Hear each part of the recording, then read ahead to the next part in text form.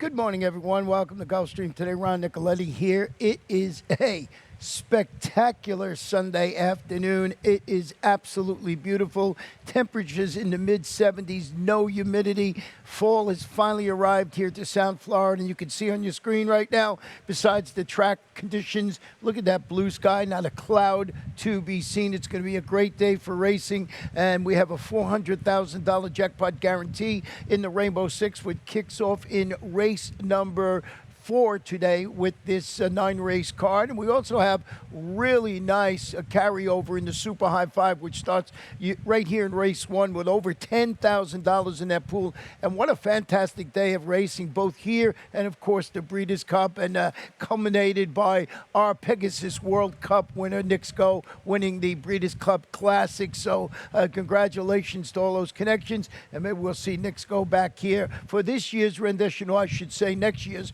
rendition of the Pegasus Grade 1 Pegasus World Cup Invitational. So just a great day of racing. Boy, and we had some big fields yesterday and some nice outcomes. So see if we can repeat that situation today. The first race is where our first of 2 pick fives is going to kick off. And I'm going to go right into this race, and it's going to be about a mile in the 16th on the Torpedo. These are maiden claiming fillies and mares, 3-year-olds and up, $12,500. There's only one scratch on the card that comes in race 3 today, and that's Boo Boo Kitty. So not much about the scratches right now. Maybe we'll get a couple of late changes from now until when our track announcer today will be Darren Gagne, while Pete is on vacation. So the guys are doing, Gabe Pruitt did a great job with Darren. I'm sure will be just as good, maybe even better. So let's look at this first race.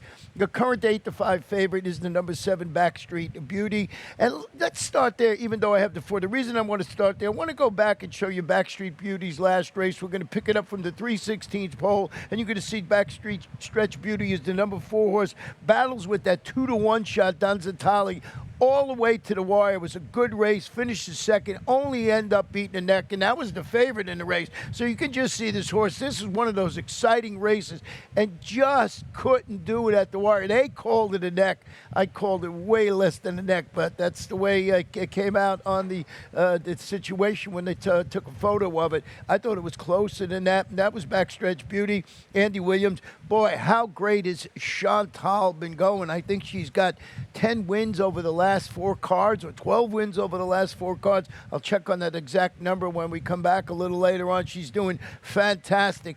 But I did go with the number 4 horse in here, who's currently 6-1, Sweet Actress, and I'll tell you why. She's got her claiming tag sliced in half today after rallying to finish second. Now, she was only beaten a length, and it was against those 25 maidens, and that was going about 1 mile and 70 yards on the Torpedo for Juan C. Avila, and he's got apprentice Franklin Callis in the saddle. So I just thought that this horse, with the drop, with the little lighter weight, might be the one to beat here at this about mile in the 16th distance. Would I not use Backstreet Beauty? Of course you got to use that horse. And one other horse you might want to look at in here is the number 2, and that is Crystal Lagoon, who's another drop into this level this afternoon that we're talking about, 12-5. You look at its last race, what did it do? It set the pace and faded to finish 6th behind aforementioned Sweet Actress when they both competed for that $25,000 tag last time out. It's Mark Cassie. Boy, he's been doing great with all his synthetic runners, both here and north of the border, and he's got Christian Torres at top, this daughter of Super Saver. So I'm going to kick off today with the 4, 7, and number 2 in race number 1. And once again, don't forget, Super High Five pool, over $10,000. So race 2 this afternoon is going to be a mile on the fast main track. If I didn't mention that, the weather here, the track, everything is perfect this afternoon. So fast main track, and of course the all-weather Torpedo. And this second race will be on the fast main track. It's a 1-mile starter optional claimer. These are fillies and mares who started for $12,500 or less, or the optional tag of $20,000. No scratches in the race. Boy, and it's tough not to have the number 3 horse on top of your ticket. Don't get cozy. Cozy, who's stretching out to one of her best distances. She's had 14 races at this distance with 5 wins, 5 seconds, and a third. Pair of solid efforts going 7 furlongs, in which she defeated $20,000 starter allowance runners 2 starts back. And we're going to show you her last race here when she picks. We're going to pick it up at the 3/16 pole when she comes running really nice to finish second here. You see her back there. Now, this is at 7/8 of a mile. So, as I mentioned, the stretch out to a mile I think is going to help. And she just kept coming and coming. And Brambleberry is a repeat winner. So, not getting beat. Even though Don't Get Cozy was 1-2, Brambleberry is in a zone. And you can see Don't Get Cozy just run out of racing room. So, the stretch out to the mile. This level of competition looks very good for Don't Get Cozy today. The number 5, Our Fantasy, changing barns today. That one's going to the Safi Joseph Jr. barn after the claim and makes her first start since finishing, I thought, a workmanlike third against 25 optional claimers at this distance. You know the barn, how good they are. They're 25% with new claims, and they got their go-to jockey, Edgar Zayas, our leading rider, who leads everybody with 30 wins going in today. Miguel Vasquez and Chantal Sutherland are tied for second with 20 wins. But Edgar, of course, always up there near the top or at the top of the standings. He'll be in the irons this afternoon. And then you got the number 4, Vitami, who has that so dangerous commodity on his side, and that is speed. This is a 5-time winner at the distance. This one should be on or with the pace, playing catch me what you can today. So always got to go look, give the speed a second look in these races. Going to be interesting to see how the races play out this afternoon, not only on the Tapeta, on the fast main track. So everybody, I think, no matter what, is going to have their running shoes on to beat number 3, Don't Get Cozy. But we've seen a couple of favorites fall yesterday that we thought were locks, and that was especially in the Breeders' Cup. Going to race number 3, going back to the Tapeta today. This one is about 5 furlongs, and these are maiden claiming filly 2-year-olds. And here's that one scratch in here. And it's a significant scratch. It was the 7-5 morning line favorite, and the number 2, Boo Boo Kitty. I had that one on top, so I bumped up the number 4, Wildcat Star, and put this one in the top spot. Turning back a little bit today, just slightly, and stepping it up a level after setting a pressured pace and holding on to finish second. That was against those 25 maidens going about 5.5 furlongs. Of course, it was on the all-weather Tapeta. Jose Garofalo, Jesus Rios in the saddle. And I just think with the scratch of the number 2, you really have to take a second look at the number 4, Wildcat Star. What about the number 7 in here, Princess Cupid, a $90,000 daughter of Cupid by Tappet, debuts for Wansi Avila with a really steady work tab showing over the local main track, Emisiel Jaramillo. It's certainly an interesting freshman in here. I don't know what this horse is on the line, 5 to 1/3 choice. You know, I think with the scratch of the number 2 horse in here, Boo Boo Kitty, this race is now a wide open affair. So maybe you'll look for a first-time starter like that. And here's an interesting horse in here, too, the one, Roughing Up. You look back, this horse was 2 for 2 in the money, sprinting against $35,000 maidens on the main track. Now they're going to step this horse up to that level again. After that sort of so-so third-place finish against 16 maidens, sort of flattened out in that race, going 5 furlongs on the Tapeta. But maybe the second, start over that surface can make this horse improve a little bit. Shown in the past it could run with this level of competition. It just hasn't been on this surface. So maybe a horse you give a second look to. So Wildcat Star is the number 4. Princess Cupid, the $90,000 daughter of Cupid, and Rough Enough. In race number 3, we're going to take a short break. When we come back, I'll have my Rainbow Six ticket for Sunday's card.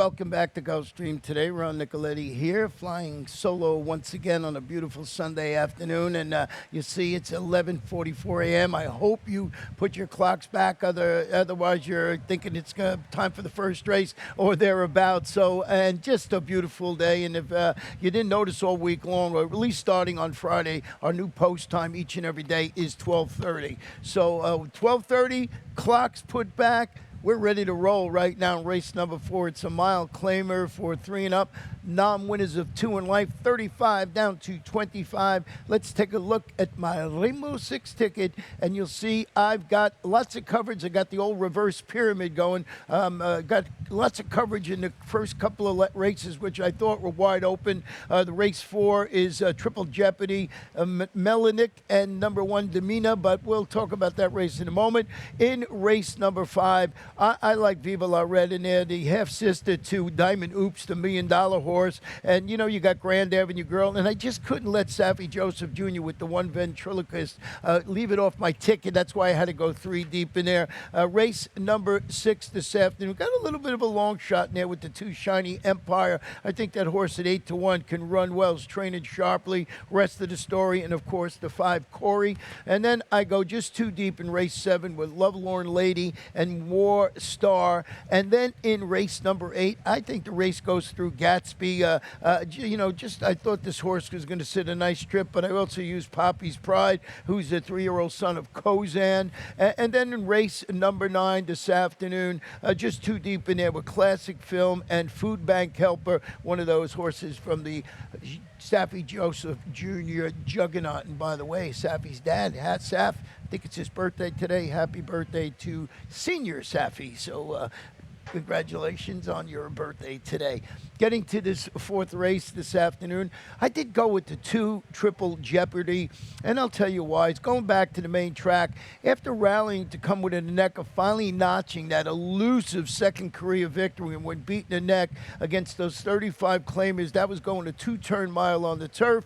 The trainer is Carlos David. Sammy Camacho going to handle the surface switch, but it's just one of those horses been mired trying to get that second career victory. So, you know, I had to use other horses in the race, and one of those is the 4 Melanic, who's dropping into this non-winners of 2 lifetime claimer. You look at its last race, stalked the pace and weakened. Now, that was against winners. That was multiple winners in a 35 starter optional claimer going this mile distance. Boy, Happy Alters had a couple of really nice runners over the couple of days, couple of wins, and he's got Miguel Vasquez handling. It's a drop down in competition when you go into 2 life. And then you got the number 1 Demena, who's now in the Bobby DeBona bond, and I just thought this horse could run well. He's a bit of a price on the board, I think 8-1. He stretches out to the mile again, hoping both the other distance, and now maybe the change in scenery in Barnes helps spark. Going to have an improved performance today, but I like the work that the barn does first off the claim, so I threw it on the ticket. So race number 4, the 2 Triple Jeopardy, the 4 Melanic, and the number 1 Demena in there. And then we go to race number 5. Boy, this is a nice race, and I'll tell you why. It's about 1.70 miles on the Tapeta, hard to say that, Tapeta. Maiden special weight, fillies and mares, 3-year-olds and upward. And as I mentioned at the top, the number 2 Viva La Red is a half-sister to $1.2 million earner Diamond Oops, one of our favorite horses around here, turning back slightly to the 1.70 miles after getting headed late when beating a nose against maiden special weight runners going about 8.5 furlongs on the Tapeta. Why talk about it when we could show it to you? So let's pick it up at the 3:16 pole home when Viva La Red battles with the 4-5 favorite in here. Endless Front. We'll let it roll and you'll see it. And your Ventriloquist also in this race, the Saffy horse, who is the number 5. But just watch Viva La Red and you know, the favorite in there, Endless Front, just battling it out. It's just a great performance. And there's Saffy sitting back in 3rd with Ventriloquist. But look at these 2 battling it right to the wire. And you can see that Viva La Red gets the lead right there and gets headed. Like I said, it just gets nosed at the wire. So a good performance by Viva La Red. Of course, Patrick Biancona, who trains Diamond Oops, is the trainer of Viva La Red. And you're getting Romero Mirage in the saddle today, and that was a gutsy performance last time out. What about the number 6 horse in here? Grand Avenue Girl is debuting on the Tapeta and stretching out around 2 turns. Showed some early interest before weakening against special weight competition that was sprinting on the dirt. But here is a stat on David Fawkes, who I call the king of the Tapeta. You're going to see just over the last 30 days what he's been doing on the Tapeta surface the first time. 8 for 13, 62%. 71% in the money, 376 is the return of investment. So incredible stat here. I'm not leaving David Fawkes off any races on our all-weather surface. And then you got the number 1 in here, Ventriloquist, as I showed you, right behind those dueling 1-2 runners in that race. This one's going to go from the rail for the, how good has Safi been going? Safi Joseph Jr., as you saw, tracked the pace to finish 3rd behind Viva La Red. That was at that mile in the 16th last time out, a mile 70 today. You're getting Edgar Zayas. He's going to go to school off that last performance, and you could understand why you have to use this horse on your Rainbow Six or your late pick 5 ticket, at least I think. But I'm rooting for Viva La Red to beat maybe Grand Avenue Girl and Ventriloquist. Race number 6 this afternoon is about a mile allowance optional claimer for fillies and mares, 3-year-olds and up. The optional tag is $25,000. And here's my long shot of the afternoon today. It's the 2 Shiny Empire, who has run well at a mile in the past. Now returns from the layoff and stretches out after rallying to defeat a trio of next out winners. That was going 6.5 furlongs back in August. And, this horse is just working sharply for Gilberto Zerpa. So all of those stretching out, coming out of the key race. I think this horse has got a shot to run well at a bit of a price that it needs to run its best to beat horses like the number 4. And that's rest of the story. A previous winner at this mile distance stretches out after, in the last race, vied for the lead and finished 3rd against similar. That was going 6.5 furlongs last time out for Eddie Plesa Jr. Edgar Zayas handling the added distance this afternoon. And then you got the number 5, Corey. And I think Corey's the morning line favorite. Yeah, Corey's the morning line favorite, who has won going a mile on the turf. Will try to repeat that feat on the dirt today after rallying to finish 2nd in front of rest of the story last out. And Peter Waldy's pretty solid. He's 28% with horses going from a sprint to a route. So good stat there. I'm going to try and upset the apple cart just a little bit with the number 2, Shiny Empire. And then we'll go to race number 7, and we'll go back to the Tapeta today, and it's about 5.5 furlongs, and it's an allowance optional claimer for state-bred fillies and mares, 3-year-olds and upward. And I went with the number 3, Lovelorn Lady, who's looking to make amends after circling last time out 4 wide and finishing 2nd, was the 4-5 favorite. I'm going to show you that race. We're going to pick it up just before the 8-pole home when the 4-5 Lovelorn, you're going to see it here, just the number 6 horse that day.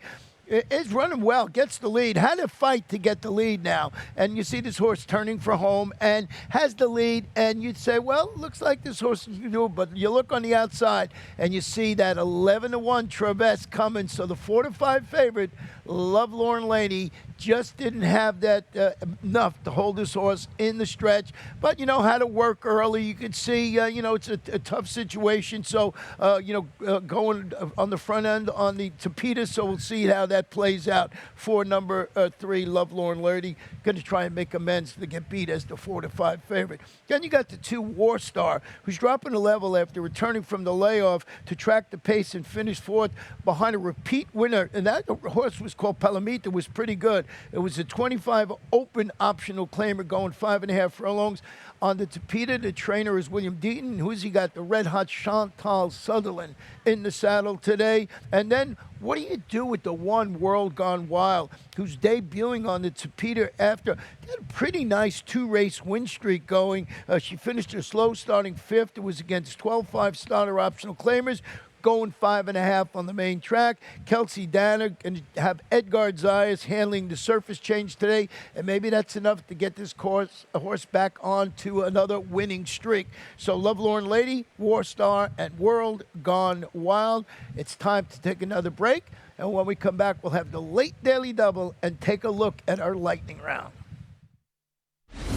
Start winning at the races with Daily Racing Form's new mobile pass performances. Access the most trusted information in horse racing, including exclusive buyer speed figures and DRF analysis and selections. Experience the new mobile optimized DRF pass performances on your phone from anywhere at any time. Go to drf.com/now. Use coupon code NOW to get a free single card and get the power of DRF in the palm of your hand. And they're off. Second in the two-path. Ground off first inside. Race.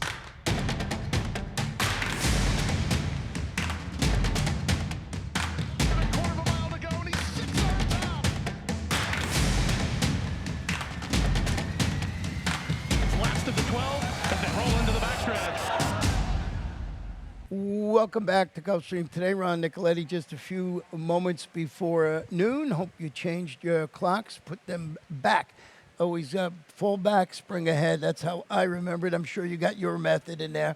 6 furlongs. It's our feature race, race 8. It's an allowance optional claimer for 3-year-olds and up, and a hefty optional claiming tag of $80,000. And it kicks off the first leg of our late daily double. And I went with Gatsby, who comes off a pair of sharp efforts at the distance for trainer Carlos David. The 3-year-old defeated a second-time starter called American Prince. Now, American Prince came back yesterday, was actually my single in the Rainbow Six, and just did not fire. So make sure you factor that in. I did this analysis before, that horse got to run yesterday, but was a game second when facing older horses for the first time. That was in that 62,000 an optional claimer last time out. So faced older horses and ran very good in that race. So Gatsby has been right there. So 3 and up today, of course, allowance optional claimer, and this one's been against those straight 3-year-olds. And what about the one Poppy's Pride, who is a stakes winner, a previous stakes winner, when turning back from 7 to 6 furlongs?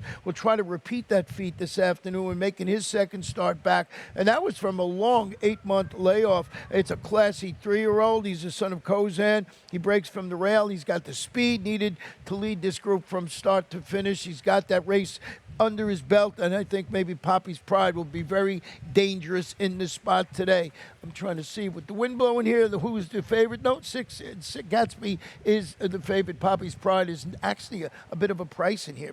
I like that with the speed. What about the 3 Pudding? This one who does his best running from that stalking position can end up sitting the trip behind, especially if a horse like Poppy's Pride needs another race and sets it up. This one, owner-trainer Elizabeth Dobles has Lionel Reyes at top. This is a hard-knocking 6-year-old. This horse, you just can't leave him off the ticket. He's actually second choice on the morning line. But for me, it's Gatsby, Poppy's Pride, and the number 3, Pudding. In the finale of the Sunday card, race number 9, it's about a mile and a 16th on the Tapita. Maiden claiming 2-year-old, $16,000. I like Classic Film, the 3. It's dropping to the 16 level. You go back, look at its last race, vied for the lead, weakened to finish 7th when facing 35 maidens. That was going about a mile and 70 yards on the Tapita. He's the son of Classic Empire. Should be tough to catch at this level. I just think this is a real nice spot. 16,000. But you got horses like the number 10 Food Bank Helper, who's the son of Creative Corps, debuting for trainer Safi Joseph Jr., he's got an 18% win average with his debut maiden claimers, albeit the bunch of those horses were on either the dirt or turf. However, the barn is 11 for 43, I believe, 26% on the Tapita.